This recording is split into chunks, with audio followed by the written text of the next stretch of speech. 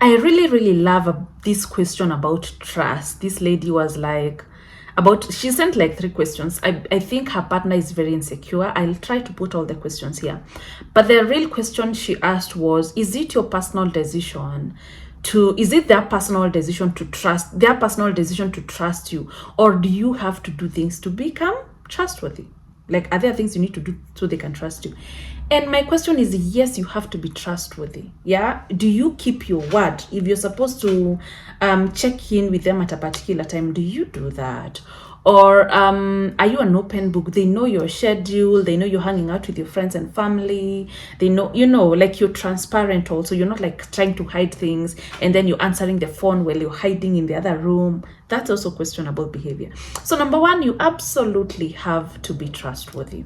Number 2, trust has a lot to do with that person who's choosing to trust you. Right? Now you're an open book, you're trustworthy. The person, your boyfriend now, has to trust themselves to make the right decision choosing you, that they actually made the right choice when it comes to choosing you.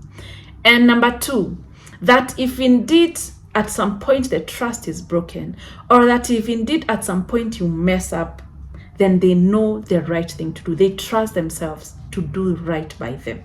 So as much as you have to be trustworthy, it's also about them trusting themselves to trust you because you've shown them you're trustworthy. So, and that trusting yourself is what will enable you to stop being so insecure, to stop running around looking for trouble, trying to check if their ex has called them, trying to wonder, did he actually go to work? You trust yourself. I saw this person is trustworthy. I put my trust in him. I trust me that I made the right choice with this person. At some point, if I realize I failed, not that I failed, let me not say I failed. If at some point I realize they failed me, or they're messing around, or the trust is broken, then I know the right thing to do. It's going to be hard. It's going to be hurtful, but you will do the right thing. You will pick up the pieces. And actually, vulnerability is where trust comes in. Let me talk about vulnerability now that I'm talking about this. Vulnerability is opening up, is being open to be seen for who you really are in the inside. For someone to love the you that you are deep down. You open up to be seen for who you are authentically, not the face or the representative we have that we want to show everybody, right?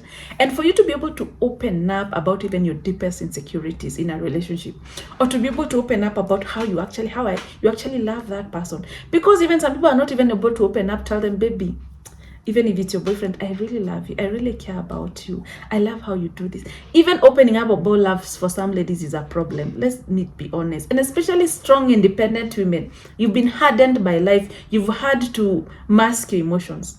So vulnerability is greatly about trusting yourself. You have already established this is someone is trustworthy. I can open up, I can be vulnerable with them. I can tell them how I feel. But it's also greatly about you trusting yourself. I trust myself that if I open up to this person, I am making a good decision. And if indeed I am vulnerable with them and then they hurt me and disappoint me, it's going to hurt. I'm going to cry, but I'm going to be okay. I'm going to pick the pieces. It's not going to be easy, but I'm going to pick the pieces. If you don't know how to be vulnerable, if you're not able to open up, especially in your love relationships, then you will never experience true intimacy. You will never experience true intimacy if you don't know how to open up. Because sometimes we are guarded, we have the wall, I don't want to get hurt, we are preventing hurt. But then emotions are not divided into happy and sad. Emotions are just one big ball of emotions.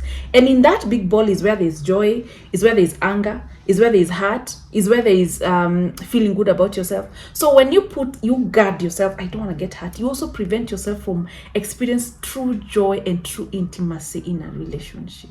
And when I talk about intimacy, I'm not talking about sex. The way I'm saying it, I'm not talking about that. I'm talking about emotional intimacy with your person. Yeah. So for how long can you be guarded? So for you to be able to be vulnerable to open up in a relationship, it's greatly, number one, they're trustworthy, but it's greatly about you trusting that you're gonna be okay. A lot of the ladies who have a wall, who are guarded, you're just here pretending to be hardcore, it's because you're protecting a vulnerable inner child. You're protecting a vulnerable, fearful, scared inner child in you. But the problem is, the guy who comes and knocks down that wall that you've put, what will they find behind that wall? And people who dated me, I used to have the wall. That's why do you think I dated a narcissist? Because he came pretending with gifts and with a lot of words and with a good perfume, and he knocked down the wall and he did what he did, you know. And so the key is to strengthen your inner child. The key is to learn to open up and to be vulnerable. And this conversation will have it very well in our femininity bootcamp. Our femininity bootcamp is on 9th. Especially if you're in a relationship or you're trying to get into a relationship that is deeper. You don't want those shallow conversations. You don't want to be the guy who you're so closed off to one another. You don't have conversations about love. Another guy close to me was telling me that he can never sit down with his girlfriend and have a conversation. He came to visit me at home with my husband. And so at work, after work, I was like, my husband was like, hey, me, I need to spend time with my wife. Babe, what are you doing? Finish what you're doing, you come, we chill. So then he's like, you guys are like teaching me things I never knew. Me, I cannot sit down with my girlfriend, we talk like this. So I was like, why?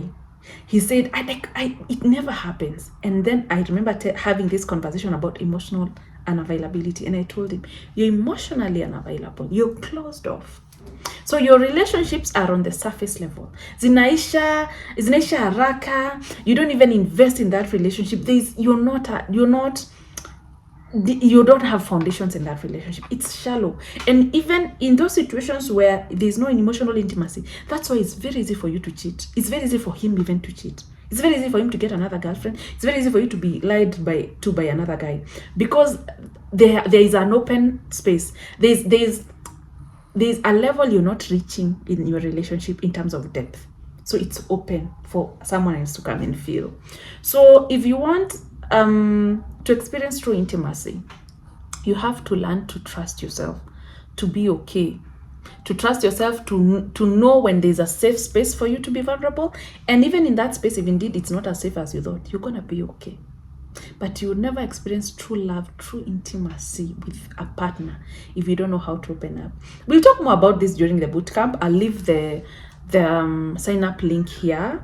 Yes. See you on 9th, especially even if you're married and you want your husband to treat you like a queen, to hug you when you leave work, to want to actually spend that quality time with you, to book quality dates, to want to actually show up for you in ways you never thought were possible. You have to learn to be in touch with your soft, emotional side as a woman. And those are the things we'll talk about during our bootcamp. Bye.